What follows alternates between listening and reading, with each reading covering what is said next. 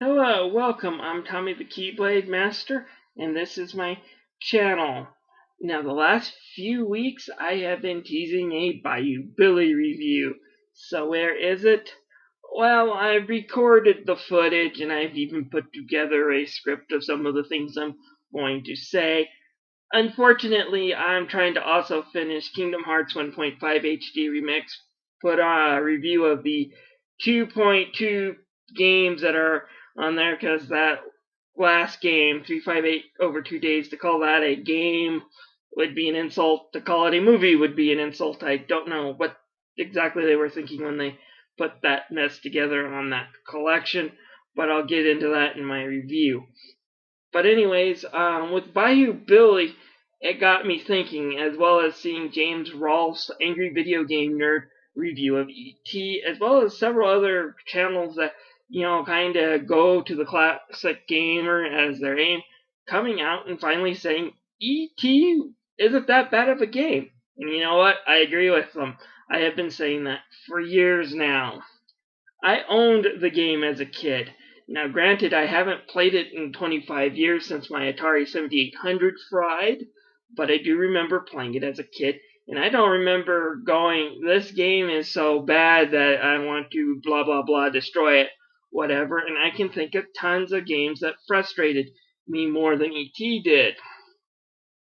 Bayou Billy is one of those games by a long shot. There were other games that I would say that are way worse. On the Atari, you had Atari's version of golf. It's on several of their anthology collections. If you haven't played their version of golf, it's terrible. Again, going back to the nerd, he did a sports compilation review, which he reviewed golf for a few minutes. It's a really terrible game, and it doesn't hold your interest for very long. So, yeah, there were tons of bad games even for the Atari. And then, like I said, NES had Bayou Billy, Spider-Man and the Sinister Six, Athena. All of these games would go on my, worse than ET list. Modern day games even have a few games that I would say are worse than ET. I haven't gotten a chance to play Sonic 06 yet, but just from looking at the game footage and reviews online, I would say that's probably a candidate for the worse games than ET. So why did ET become this worst game of all time for so many people? Well, it's blamed for something that it's really not at fault for. It's blamed for the Atari crash of 1983. And granted, what happened with it did cause the crash. It wasn't the game itself or that the game was so bad. It was just lousy business decisions by the head of Atari. For example, it's kind of common sense among most game publishers and developers not to produce more copies of your games on consoles. It's crazy to think, even the best game getting a 1-to-1 ratio release with the console unless it's a pack-in. Okay, it's impossible. These geniuses at Atari, for both ET and their version of Pac-Man, which is also a crappy game. Atari Pac-Man's also legendary for being crappy, taking a really great game and ruining it. That's what Atari Pac-Man was. They both released more games than consoles because Atari wasn't just expecting a one-on-one ratio, but they were expecting increased sales of consoles because these games were so big, and it didn't happen. That's part of the reason. Another reason, and what I blame for the Atari crash, happened years earlier. When market crashes happen, usually, if you're just looking at what happened right before the crash, you're not going to get even a very good picture. You've got to look sometimes years or decades earlier to a bad decision.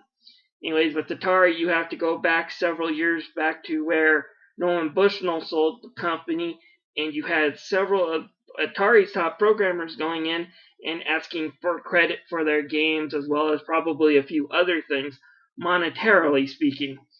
And their new boss basically told them to get out. They were as easily to replace on the company as the switchboards were. These people went off and they founded Activision.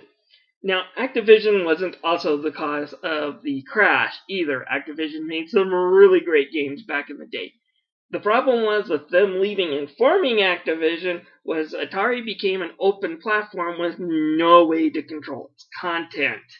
So you had Kool-Aid making games, you had Alpo, dog food with a game division producing games, and you of course had, several porn games.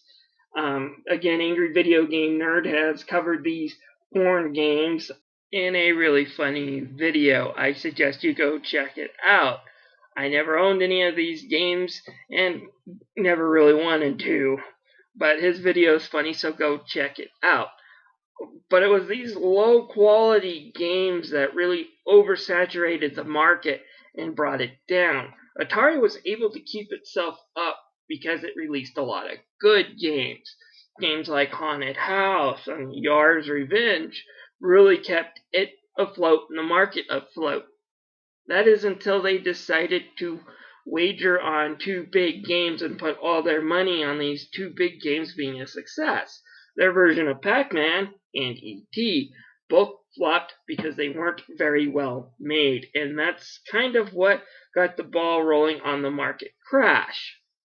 But here's the thing, the market was going to crash anyways. It needed a reboot. It had to get rid of game companies that weren't in business to produce good games. They were just in there to produce money. Quality didn't matter. And while you can argue about that today, it was really bad back in '83. And crashes do just that. It gets rid of people who are too weak to stay in the market. So it was going to happen. And in some ways, it was a good thing that happened. Because if it didn't happen when it did, Nintendo would have been caught in that whole mess and would have gone down with the ship too. They were going to sell the rights to the Famicom system to Atari to be released over here before that whole mess happened. So, good thing for us that, E.T. did come out and do what it did. Now, as I was saying, E.T. is not that bad of a game. I remember playing it. Basically, you just kind of walk around as this little green version of E.T. and collect stuff. You can find them in pits and scattered around the screen, and it's a random generated type game, and you have to dodge people for some unknown reason, and if you take too many steps, you die. So that's basically it. It was buggy. Getting out of those pits could be hard because sometimes you get out and you fall right back in. And of course, as we all know, modern day games aren't buggy. There has been no major holiday release this year that has been known for bugs. None so ever. With the exception of Assassin's Creed, Call of Duty, Halo. And I do believe Grand Theft Auto 5 also had some bugs from what a friend told me. So, bugs are common today as they were back then. Only difference is you couldn't patch the game after it was released. And E.T.'s reason for being so buggy was very, very tight release schedule. It was produced in half the time it would take to make a quality Atari game. And the guy who was designing it was upfront about it to his bosses. And the guy who designed it also designed Yar's Revenge, an Atari classic. So you could say E.T. was doomed to fail even before it was released. And it was just this whole thinking in the game industry at Atari that caused it to happen. If E.T. had never been released, the games industry still would have crashed eventually. I would say 3 months to 6 months more before the crash tops. E.T. again was just the game that was in the right place at the right time to cause it to crash. Like I said, too many bad games and too many poor decisions by Atari, and I'm kind of thankful that E.T. crashed the industry when it did. We might not have gotten the NES if E.T. had never been released.